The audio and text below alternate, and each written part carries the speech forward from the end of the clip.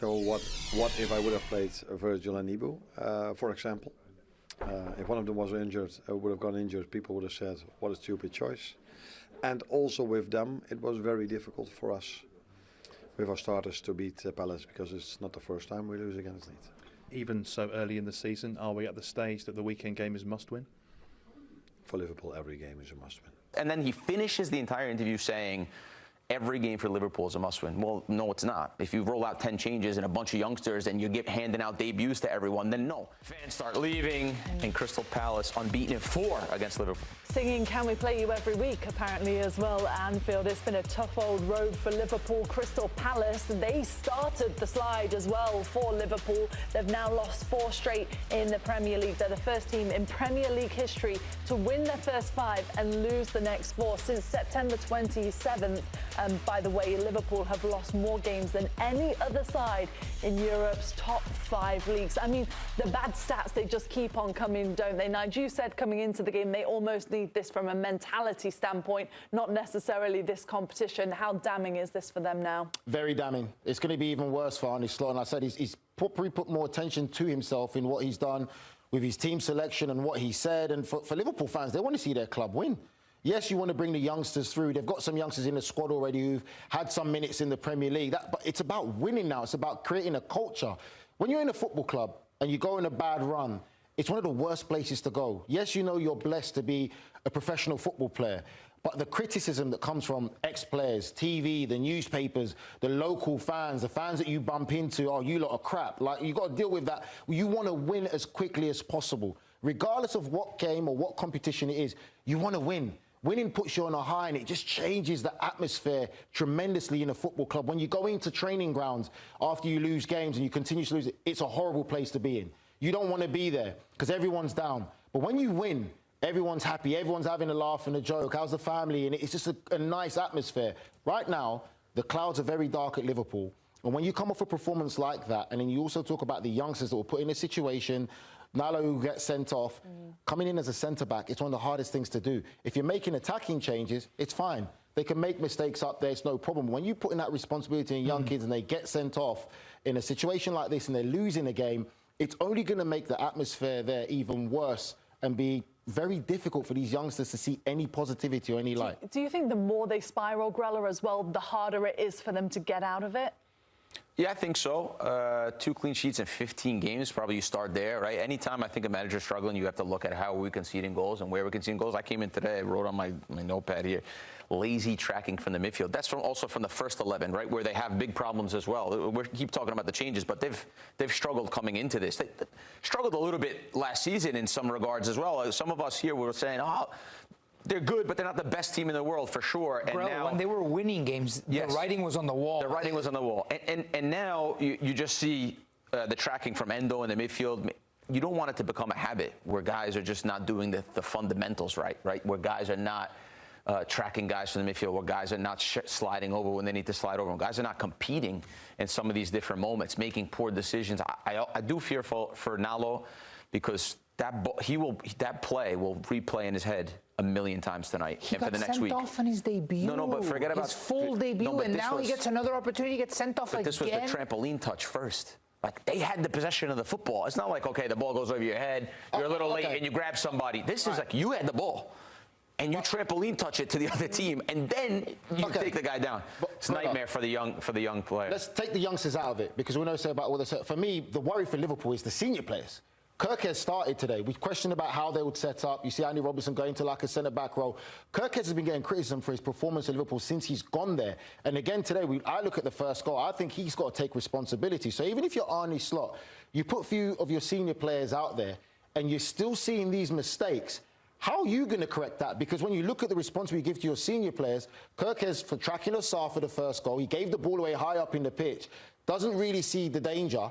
That's the big, more worrying concern. When your senior players are not reacting, seeing the danger. If it's the young players making mistakes, no problem. Youngsters, big night, making their debut, you can take that. But when your senior players are still making the same mistakes, when you're given an opportunity to get things right, to do the basics right, and they're not doing the basics right, that is when the alarm bells continue to go. Because how are you going to go from this type of performance?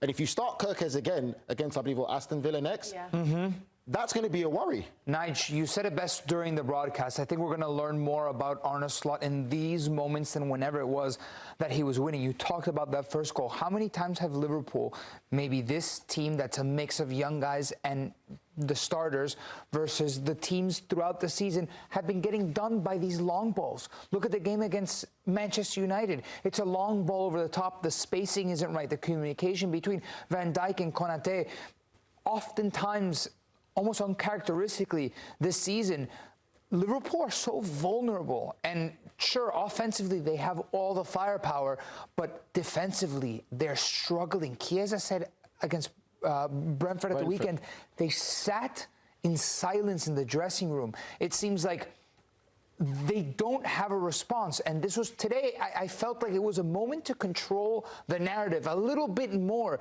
because it is spiraling, like you say, Poppy. And this loss could be anecdotal by the season's end. I think Liverpool have bigger fish to fry than the Carabao Cup.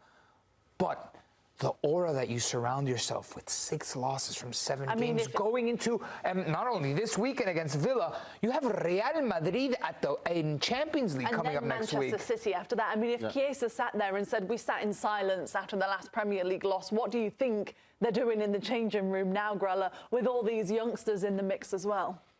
No, I think I think Slot and the group is going to try to write this off as, hey, we made 10 changes at the Carabao Cup, no big deal. But they didn't want to lose 3-0. I think if they would have lost like 2-1 and had a decent performance, it would have been like, okay, no problem. They went with changes. They didn't place emphasis on this competition. But the 3-0 at home with the red card and everything looks really bad. So I think they'll try to. Do you think with those changes, by the way, that Slot was happy to go out of the competition and thought we don't have the depth, we don't have the momentum to compete on all fronts right now? I think the timing is probably wrong. I don't think he'll be happy to go out of it. I think that, sometimes it's not that you lose football matches, it's how you lose it. And today, they lost, and they didn't lose it in a great way. And the worrying thing, I would say, from me, looking at it from a manager's or coach's perspective, forget the youngsters, I'll be looking at my senior players, because they're the ones that are more likely playing Premier League games. How did they perform? How did they react? I continue to see the same mistakes they've been doing, and I don't see any positivity from this Liverpool squad. The one player who can only come out of any kind of praise so far is Szoboszlai. From the start of the season to how he's been performing. Obviously, he didn't perform today. But I look at McAllister in there. I look at Andy Robertson coming in there. You look at Kirkes again. You look at Gomez. These are the players he has to go to for Premier League fixtures to get that right. And for me, it's hard to say that they really put in a performance today where you can even say that the youngsters can look up to that. That is the worrying factor, because they still ain't at that level where they need to be. And how you're going to go from this performance to a Premier League game against Aston Villa, who you're going to be competing against for maybe that top 4 finish, and go all of a sudden one step forward in a positive manner. I think also competition's a big thing inside a club like Liverpool, right? These guys, even the best guys in the world, need to look over their shoulder and say, hey, if I don't perform, then Ikitika is a perfect example with Isak. He's performing, so he's going to play. So the competition is very important. So when you play these guys that don't maybe normally play every week in and week out, and to have this result, that also sends a message in the group like, oh, okay, well, our job's safe, it's fine, no problem. We have no one coming up from behind us. So the club is like an ecosystem. It has to be firing on all cylinders to compete in 4 competitions. Right now at Liverpool, it's clearly not. I think it's worrying as well, isn't it? Because we all sit here in any competition, whether it's the Premier League, the Champions League and the Carabao Cup, to say if Liverpool's at home, nobody wants to go and play them. But as we've seen, Anfield isn't quite the fortress that it was at the start of the season.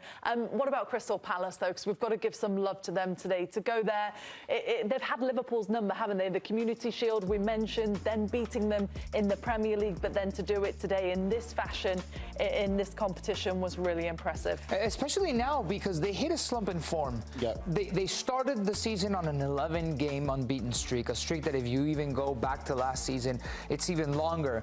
And when they lost that first game, they stumbled. They hit a hurdle that they tripped over, and they couldn't find a way to get back up. And slowly against Liverpool, it just seems like Crystal Palace is Liverpool's bogey team. So they found a way at Anfield to inflict the worst loss that Arne Slot has suffered at home with style. Yeremy Pino getting his first goal. And all of this being said, Mateta started on the bench. Yeah. I mean, credit to Oliver Glasner. That's what he is. They're going into this game today. It was 1 win in 5. So their run wasn't great. They come off against a loss to Arsenal, where they did put in a good performance. unlucky not to get a result, or at least a draw there. But the way he keeps his team so motivated, they're just so well organised. Everyone knows their job. Everyone knows their responsibility. They've got some good pieces.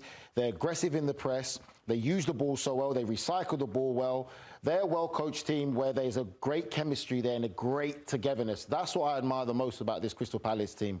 Really together. And I think Oliver Glasner deserves a lot of credit. When you talk about managers, he's been through tough times and he's come out the other side of it. Because when he took over, there was one point when he went like 10 games without a win. And there was never any kind of moanings or rumblings about, oh, Glasner's got to go out, he's not good enough for this. And he turned it around, and now you look at them. And I think, again, Crystal Palace are a team, I wouldn't rule out winning this competition. They've gone and won the FA Cup against a Manchester City side. They are definitely capable. I don't think that there's any side who would want to face Crystal Palace and think it's going to be a walk in the park because of how competitive they're being. Yeah, a team with a lot of quality, for sure. They play through the lines great. There was a lot of maturity. 4 unbeaten against Liverpool is not a fluke, right? We're talking about the 10 changes, but they've done this 4 other times. So they have a lot of quality, and they play fantastic tonight. Just before we go to break, nobody thinks that Arne Slot's job is in danger, right? Oh, no, After this loss? No. We're trying to get us in trouble out here. We're trying. Trying to get us in trouble. Social's going to clip that. 2 seconds. We said Manchester City hit rock bottom last season because it looked like they definitely did. They're playing Champions League this season. There is a way back, and if there's anybody that won credibility again, it's Arne Slot for being the second manager for Liverpool to win the Premier League in God knows how long. So you think he'll be given the full season regardless? Oh, yeah. Don't answer. Don't answer. Come on, Poppy. Come on. Socials like this. She's throwing lines out there to get her. Have Get you been us. scarred from social or something? Arne, difficult night in many respects. How did you rate your team's performance and the way they played? First half hour, I think we made it a game. Actually, maybe we had the better chances in that first half hour. But after we conceded the 1-0 and just before halftime the 2-0, we knew, I think everybody in the stadium knew that it would have always been very difficult to play against the structured team where we, till now, I think it was only the Charity Shield when we were able to score twice against them. All the other games, only one or no goal. No, mostly one. Then we always knew it was very difficult, especially with a team that hasn't played together many times. It was always going to be a challenge, wasn't it, for those young players? How do you make sure this experience doesn't hurt their development? No, I think they can look back at a good performance, which when I'm talking about the young players, if it's the first time you play here at Anfield in the full stadium against a strong Palace team, and of course we've lost, but that is a team performance thing. But if I look at these young players, what their experience is at this level is none, of course, because they made their debut, but also in our under 21s. Then to see them playing like this is, I think, for them a good first step to keep working hard, to keep going, and hopefully for them make more minutes in the future, either here or at professional level or somewhere else. But I think the both of them can look back at a game that was more than decent. Do you have any regrets about throwing so many in, or did you have no choice in terms of team selection tonight? You always have a choice, but last time we played Southampton here for the League Cup, Giovanni Leoni got injured, and we don't have such a big squad as people might tell, because there was so much focus on the amount of money we've spent, that people all of a sudden think we have 25 players available, but we mainly have 20 players. So then if we have 4 injuries going into the program we already had and looking to the program we have next week. So I only have one right fullback, Conor Bradley. Let me take that example. And every time last season when I had to play him twice in 3 days or 3 times in 7 days, it led to him that I had to take him off with a hamstring injury or something else. Yeah, are you willing to take that risk if such a big week is coming up? The last time I played a player that wasn't fully prepared, maybe, we thought he was prepared, but it was the first time he had to do so, Alexander Isak. He got off injured. Last time we played Southampton, Giovanni Leoni was injured, and it was a red card for Hugo Ekitike. Those are things we cannot use with the big week that is coming up, but there's always a choice. So what if I would have played Virgil and Ibu, for example? If one of them was injured, would have gone injured, people would have said, what a stupid choice. And also with them, it was very difficult for us, with our starters, to beat Palace, because it's not the first time we lose against them.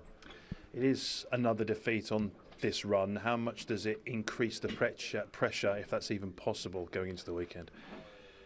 I think it's what you say. It's not of Liverpool standards to lose 5 out of 6. It's not of Liverpool standards to lose 6 out of 7. So it might increase a little bit, but not so much, because the pressure was already very high for the upcoming week, where we again have to face three very difficult teams. But the good thing maybe is that for the first time now we can do this in 8 days, where all the other times it was 7 days, because in 2 days we play the next game again. So I could have brought them into a situation where they had to go into a week like this. We have a game tonight, only 2 days rest, play the next one, only 2 days rest, play Real Madrid, and then a few days more for Man City. And it's everybody can have his opinion about it. But with the squad we are having, maybe 15, 16 first team players available, this is the choice I've made. Even so early in the season, are we at the stage that the weekend game is must-win? For Liverpool, every game is a must-win. Good luck. Thank you, Arne. Appreciate your time. You can relate, can't you, Nigel, when he says he's damned if he does, he's damned if he doesn't. Do you think he's handling this bad run well, or as well as he can? I think he is handling it as well as he can right now. Obviously, it's not the result that he wanted today. I'll probably say performance, he can say what he wants to say. First 30 minutes is not good enough for a club like Liverpool standards and where they're trying to be. The thing that's going to be always under the magnifying glass for him and the football club is the money that they've spent. And I said it at the start of the season, when you look at the money Liverpool spent, it was a statement that they're trying to make. They're trying to say that our club should be spoken in the same likes as Real Madrid, Barcelona, all these top clubs in world football, and everything we play in, we are competing to win. We're not just participating, we're making a statement by all these big signings, which they've gone against what they've done traditionally as a football club for forever. Right. Like, it's the first time they've done that. So that's going to play a part. Today he's frustrated, you can see. I still look at a manager, for me, that's really frustrated and still doesn't have the answers. He's still trying to work out in his head what to do. And yes, to a certain degree, it seems like he's relieved a bit to be at the competition. Yes, he talks about the youngsters playing and, you know, they did okay and the whole situation of what happened tonight. But the reality of it is now, the next game is a must-win. And it's not just saying that because every game's a must-win for Liverpool Football Club, like he said. He knows he's under a tremendous amount of pressure now with the decisions that he made today, and he took a responsibility. It's my decisions. I made these decisions. Today, it completely backfired in what he did. The next game that they have in Premier League is a must-win. I think he made the right choice at the end of the day, right? It felt like, or at least he made it seem, no. He made it seem, the way in which it played out, I'm talking about the choice of playing your kids, not how it played out. I think if you would have told him 100 times, he would have rolled out probably a similar team every single time. He arrived almost, at least he makes it seem, with his arm twisted going into that match, because you do have that conundrum of damned if you do, damned if you don't, with what he says is a thin squad going into the more important matchups in already horrendous form. So if you want, sure, the elimination and not having this tournament to play could be a silver lining, but then the way that you went out with such a bad scoreline, it just feels like it worsens everything going into the stretch of games. For me, that was a major contradiction from what he said. He started the whole interview, 90% of it was saying, hey, listen, we're thin. All the things that are true, right? We're thin. We only have 16 first-team players. I rolled out the kids. I'd probably do it again. We'll play Crystal Palace. We've never scored a goal against them. We can't score against them. Once we were down 2-0, we knew we lost the game to Crystal Palace. And then he finishes the entire interview saying, every game for Liverpool is a must-win. Well, no, it's not. If you roll out 10 changes and a bunch of youngsters and you get handing out debuts to everyone, then no. Yeah. Then no. It was a cheeky way of answering the question. Yeah, but then every game is not a must-win for Liverpool, because if every game was a must-win for Liverpool, you don't make these drastic of changes. And then another crazy thing he said was, yeah, we're already under pressure anyway. So what's another 3-0 loss with a red card? Right? I mean, this is what he said. So, but what else is he going to say? I get it, but he's getting paid the big bucks to do it. And by the way, they've got a squad. I mean, we're not talking about Barnsley, right? We're not talking about Wycombe Wanderers, Grimsby Town. We're talking about Liverpool with the money they spent, with the squad that they have. with respect, with the with the squad that they have, like to hear him talk about squad issues, it's tough. For me, on a night at home at Anfield, you can't lose 3-0. Do you think it does give him an excuse in his mind coming into tonight's match? Do you think a little part of him thought, if I play the young players and if I make 10 changes, if we do go out, that's going to be the excuse? Because can you imagine if he put out his best team and they still went out? These guys are masters. These guys are masters of the media. They're masters of their selections. They think about their selections through and through and through of what the outcomes are going to have. He probably had 5 different lineups, and then he probably had 5 different excuses for each one. So imagine, he had 50 different scenarios, whatever it may be, to what he was going to say to the media, what he was going to sell it off as, because now he's got to speak to the media. He's got to get criticized by us. He's got to prove something to the players now, right? He's got to explain his selection to the players. He's got to explain everything. Well, so to go with that change up, now he's going to say, oh yeah, well that was the reason. I don't think it's as incoherent as you're making it out to seem. I wouldn't say it's that well detailed, but he kind of covered himself when he said it in there. When he said about people are going to have their opinions, they're going to say what they want to say. I'm damned if I do, I'm damned if I don't. If I play Van Dijk in a game like today and he gets injured, then people are going to say to me, why did you play him? Rightly so, and people would say that. But I think that the worry for him is deeply like, he sees that there is a problem because they're not doing the basics. Forget the results today and the youngsters and everything like that. I know from a manager's perspective, there's always more responsibility on the senior players. And I know he's burning inside right now because the senior players that played today still didn't show him enough and they let him down. And then when you say about, I agree with you. I didn't like the comment about, oh, Crystal Palace, you know, well, we don't beat them. No, you don't say that as Liverpool Football Club manager. You can never say that, like, oh, it's okay that we lost to Crystal Palace because we haven't beaten them. And then even went in there tactically as well, which he's done before, when they get this deep block, you know, they went down and he didn't, and then he kind of caught himself and he want to go in there because a few weeks ago he's already said, teams play long ball against us and you're giving a blueprint on how to break your team down and how you're struggling. So he caught himself a bit. He said, people can have their opinion. It is what it is. I thought he was talking about PSG. When he was referencing Crystal Palace. I think it's not as incoherent as you're making it out to seem. In the grand scheme of things, I think he rolled out this team willing to take a loss on the chin, understanding that it will worsen the situation. He put out the team knowing it was going to be a very difficult task. And it became even more difficult now going into that Villa game, going into that Real Madrid game, going into that Manchester City game. It's almost like cutting your losses. Maybe he had more faith in the kids, but... Listen, credit to Crystal Palace. It's a tough situation. We've got to give credit to Crystal Palace. Without a doubt. They are the FA Cup holders. They beat Manchester City and they're capable of being anyone and they beat Liverpool on their day. Already this season. Yeah, they're capable of being anyone on their day.